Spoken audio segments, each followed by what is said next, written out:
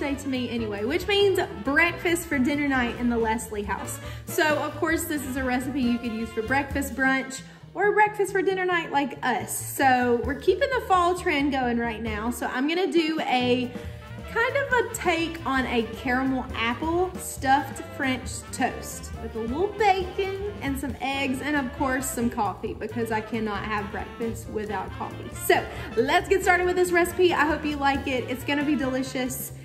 This is the first time I've ever made it. So here we go. So here's what we're working with tonight. I am gonna start with the bread. I prefer a gluten-free bread just because it does a lot better with my stomach. Excuse the dishes in the sink, by the way. So I'm gonna use this bread. I bought this Ancient Grains. I talked about this in one of my videos last week. This is an Aldi brand, but it actually is a really good, I guess you could say, dupe for a Dave's Killer Bread, because we love Dave's Killer Bread, but we tried this out. It's actually really, really good. Around the same price, so not really much of a dupe, like they're around the same price, but still a good option if you're looking for one. I've got some cinnamon. I've got some Flavorgod buttery cinnamon roll. I put this in my oats almost every morning and it's absolutely delicious. I've got some eggs and egg whites because those are gonna go on the side. Some bacon, no sugar added bacon. I also talked about this one last week in one of my videos, but this is just gonna be like on the side. I've got some chopped pecans, which I'll probably chop a little bit more to make them a little more fine to go inside with the apples, and I actually don't even have the apples out here yet. I've got some cream cheese because we're gonna do a little cream cheese spread on the inside of the actual French toast. And then I'm gonna cook the apples in coconut oil, and then I also have some honey to drizzle over the top. I'm not gonna make a caramel sauce, but instead of doing an actual sauce, I figure just the apples will do just fine. And these are organic Gala apple, or not, I'm sorry, organic Granny Smith apples. These come with my Misfits Market box. So I'm gonna use 2 of these and 4 slices of bread. Probably will do 2, like, I don't know, sets of French toast together. I don't really know how to say it, but you'll see what I mean. Let's get started with this recipe. It's gonna be so delicious and I cannot wait. Okay, y'all, so first things first, I'm gonna start with my bacon. I always like to get my bacon started first so that I can kind of slowly work from there. While that's already in the oven, I can be doing other things while that's going. So I have, my oven is not set yet, but I'm gonna go ahead and set it to bake at 400 degrees. If you like to do your bacon in a skillet, you can definitely do that. This is your dinner, your breakfast, whatever. Do it how you want to do it, but I like to do it in the oven, and then I'll do it on a cookie sheet, and I just line it with some tin foil. I would, however, make sure that you invest in a good tin foil. I don't feel like the tin foil from the Dollar Tree really works as well. My grandmother used to swear by it, but it's just a little too flimsy. So I would get a really good heavy duty tin foil, because also that will help make your life a lot easier, because the cleanup will be so much easier. So I'm just gonna lay these out in a few sheets. Like I said, this is just gonna be a side item. It's not gonna be the main event of the actual dish, but I do like to have bacon or turkey bacon with every single breakfast that we cook. So I'm gonna line these up on this tray, side by side, and I usually like to do 2 for myself, 3 for Trent. We're gonna pop these in the oven as the oven preheats. So we're not gonna let it preheat and then put it in.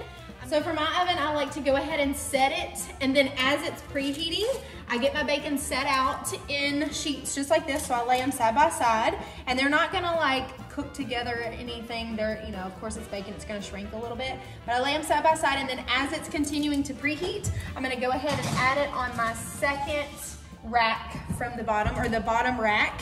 And once it hits that 400 degrees that I set it on, that's when I'm gonna start checking it and making sure that it's not gonna burn. And then when it's at the actual temperature or the crispiness that I want it to be, because I like our bacon really, really crispy, we both do, then I'm gonna take it out from there. And I don't ever flip it or anything like that. I just let it cook on one side. Once it's done, I take it out, put it on a paper towel, let the grease drain, pop it in the microwave just so that it stays warm while I finish everything else. Now that our bacon is all in the oven, ready to go, I'm gonna go ahead and heat up a small skillet here over medium to low heat, not very high. And I'm gonna go ahead and dice up my apples here. So once I get these diced up, I'm gonna go ahead and throw those into the skillet as it starts to heat up. And we're gonna add a little coconut oil, a little cinnamon, and a little bit of that Flavorgod buttery cinnamon roll in with these apples. Saute those up really, really well until they're nice and delicious and caramelized. And then we're gonna set those aside. So let's do that now.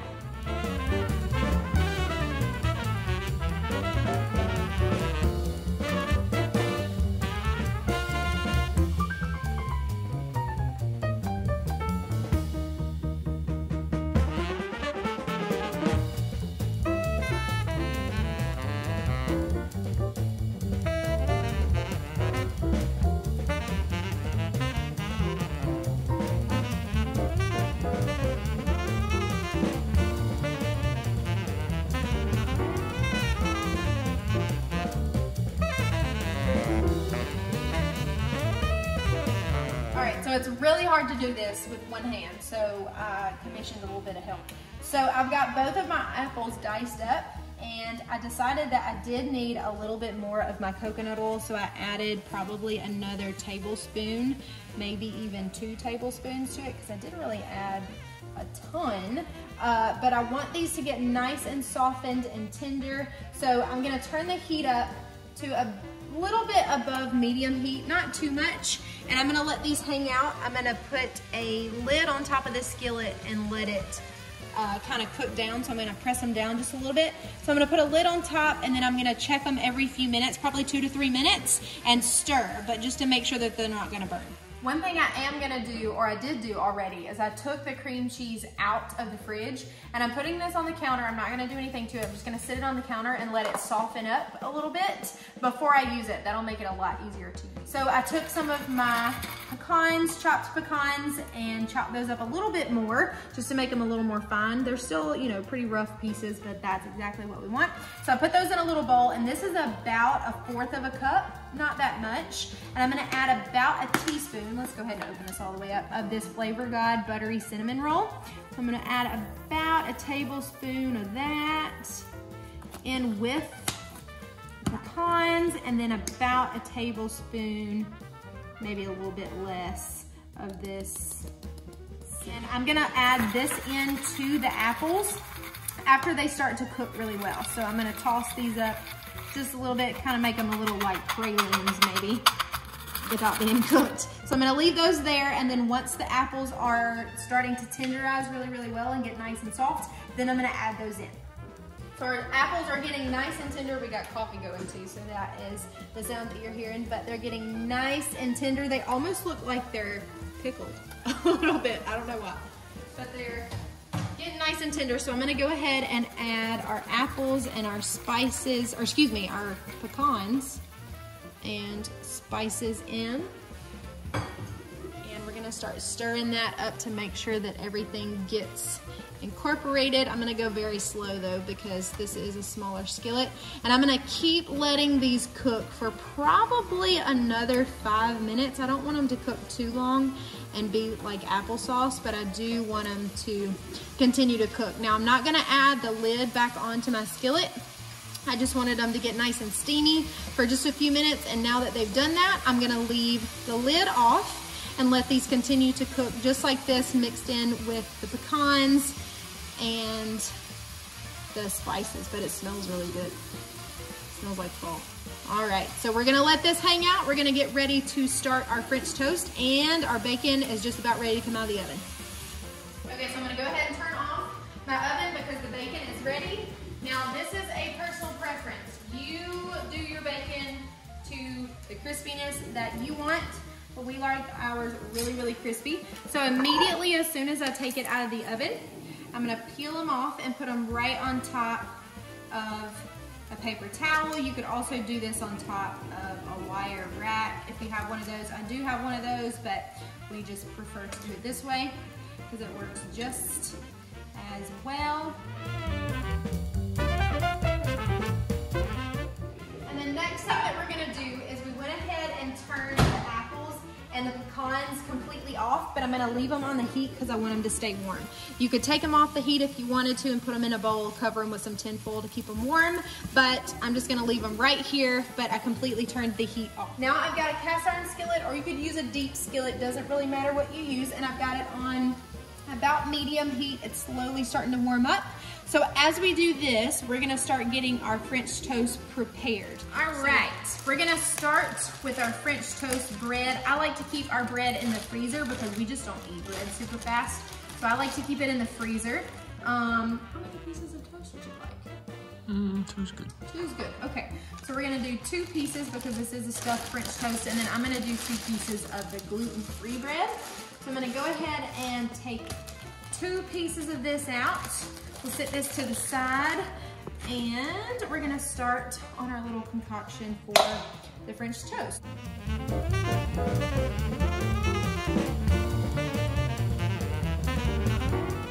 And then I'm gonna add a little bit of this wildflower honey, organic wildflower honey, about a teaspoon of that. Perfect. And then we're gonna add 2 tablespoons of any sort of nut milk.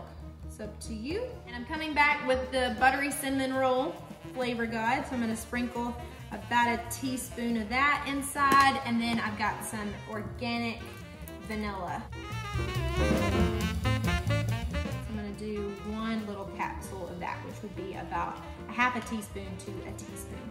And then we're just gonna mix all of this up really, really well. You can use a whisk if you want to, or if you just want to use the same spatula, you can do that. It really doesn't matter that much. It all works. So we're gonna mix this all up together, and then we're gonna soak each slice of bread in, and then we'll take you over to the skillet and we'll whip this up. All right, so we're nice and warm. I'm gonna go ahead and add a little bit of coconut oil into my skillet, because you don't want anything to burn, which we're not super hot, but I am gonna turn it down a little bit because these cast iron skillets, they do like to get nice and warm.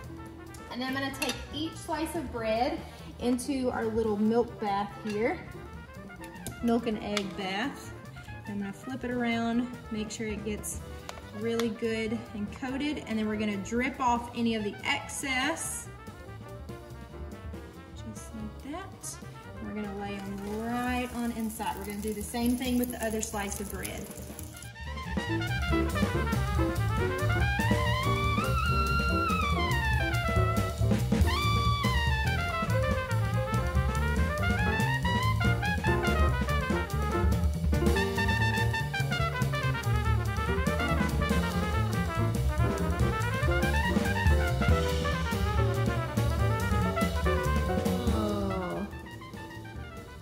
No, bad day. Cackleberry.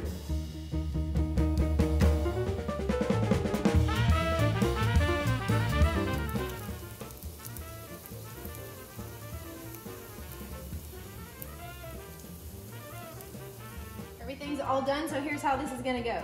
I'm gonna take 1 slice off, put the other slice next to it. I'm not gonna put it on top. Take this off the heat. We're gonna come over, and we've got everything ready here. So I'm gonna take a little bit of this cream cheese, just a little bit. And I'm not worried about actually spreading it because I don't really want it to fully break apart this soft bread that we got going on here. So I'm just gonna kind of rub it around. And I did the other 2 slices of bread a little different, so I'm gonna show you that one too. So I went ahead and put cream cheese on that one. And while I was doing these 2, I popped a little bit of tinfoil over the top of those and let it just kind of hang out. So here's what they look like once we let them go for a little bit.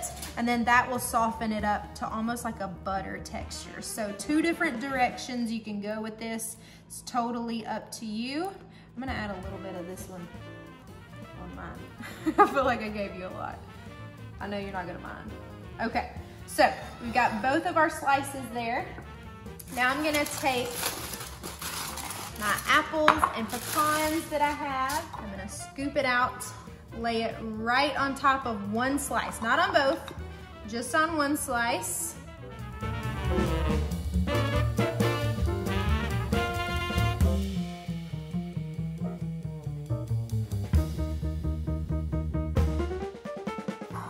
right, I'm gonna take the other slice and lay it right on top and give it just a little press.